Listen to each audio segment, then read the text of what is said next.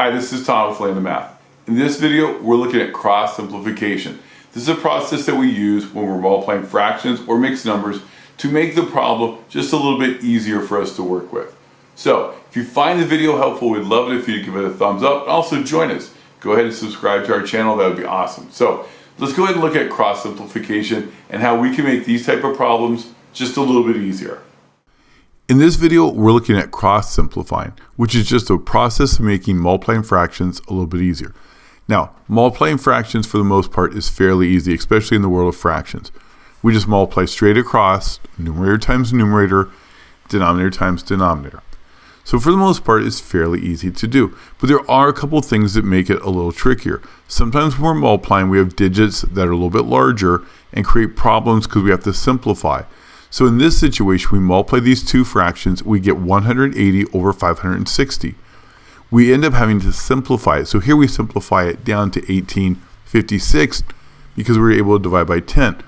But it was still not done, so we have to divide by 2, both the numerator and denominator, and we get 9/28. This also happens a lot when we're multiplying mixed numbers. When we're multiplying mixed numbers, we have to turn them into improper fractions. And when we do that, we end up with larger numbers. The numerators usually will always end up larger than the denominator. So in this example, we had 180 over 6, which eventually will simplify all the way down to 30. Now, cross-simplifying is fairly easy to do. Let's say we have the two fractions of 2/9 times 3/14. All we're going to do, now if we just did the normal way and just multiply straight across, we'd have 6 over 126, and eventually we'd divide both the top and bottom by 6. And when we do that, we end up with the answer 1/21. But we could cross-simplify to make this a little bit easier. So what we do is we look diagonally. So I'm looking at the 2 and the 14 here, and I know that the 2 will divide into both these numbers evenly. That makes it 1 and 7. Going the other diagonal, we can see that the 3 and the 9, 3 is a common factor there, so divide both by 3. Now when I multiply across, 1 times 1 is 1, and 3 times 7 is 21. And you can see here, we're looking to simplify these two diagonals and the diagonals right here. And when we do that, we can make the problem much simpler and a lot less simplifying later in the problem. So here's some examples. Example number 1. So we got our fraction 2/5, and we're going to multiply that by 15/16. So if we just multiply it straight across, it would be 30 over 80, and then we'd end up dividing both the top and the bottom by 10 to get 3/8. But we could have cross-simplified here. With the 2 and the 16, we could divide both by 2, and that would give us 1 and an 8. Looking at the other diagonal, if I look at 5 and 15, I know that the number 5 is a factor of both, so I'm going to divide both by 5. And that creates a problem that's a lot easier to do. Now it's just 1 times 3 is 3, and then it's going to be 1 times 8, and 1 times 8 is going to equal 8. So you kind of skip that whole 30/80th step of the problem. Example number 2. So let's say we have a fraction. On top here we've got 7, and on the bottom we've got 24. And we're going to multiply that by 9 over 28. So when we multiply our numerators, we get 63. We multiply our denominators, we get 672. So this would be a lot easier to cross-simplify. 7 goes into both 7 and 28, and 3 is going to go into both the 9 and the 24. And we simplify this to a much easier problem. So we have 1 times 3 is 3, and then we end up with 8 times 4, which is 32. So our answer simplified is going to be 3 over 32. Eventually we would have got there with the top one as well, but it would be much harder and probably take a lot more work to get there. So 3/32 would be the ideal answer on this problem. All right, example number 3. Now this one's going to deal with mixed numbers. So in this problem right here, we have 2 and 7/10, and we're going to multiply it by 3 and 3/4.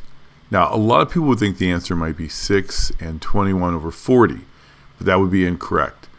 When we're multiplying mixed numbers, what we have to do is convert them into improper fractions. So the 2 and 7/10 is going to turn into 27/10, And the 3 3/4 is going to turn into 15 over 4. So now we can multiply it across. When we do that, we end up with 405 over top of 40. We have to simplify that down, so we could simplify it to 81 over 80 if we divide both by 5, and that eventually becomes 10 1/8. But again, just like before, if we use cross simplification, we can make it easier. So with the 10 and the 15, 5 will go into both of those, so it becomes 3 and 2. And the 27 and the 4, they don't share a common factor, so we're just going to keep them. So now we multiply across. 27 times 3 is 81. 2 times 4 is 8. We divide, or we turn that into a mixed number, which is 10 1/8. So that's a little easier way of doing it. Here's example 4. Example number 4, again, another mixed number. So we have 10 5/9, and we're going to end up multiplying that by 8 and 6/15. So just like before, we're going to turn them into improper. So this turns into 95 over 9 times 126 over top of 15. So you can already see some of these numbers are going to be pretty big. We multiply straight across. Our numerator is going to be 11,970.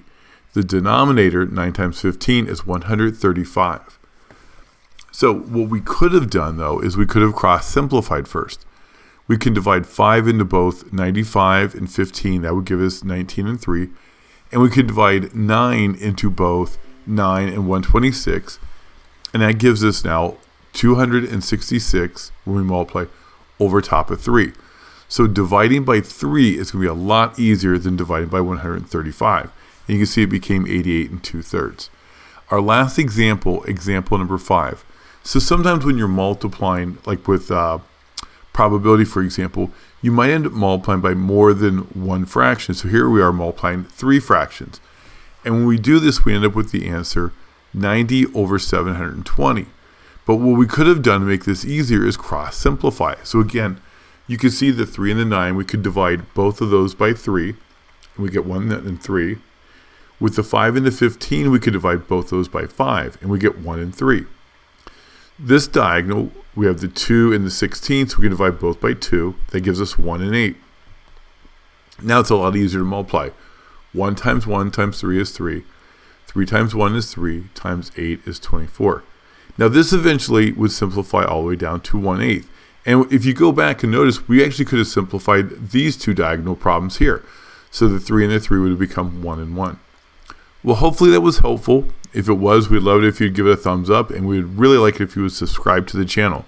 So until next time, we'll see you next on the Land of Math.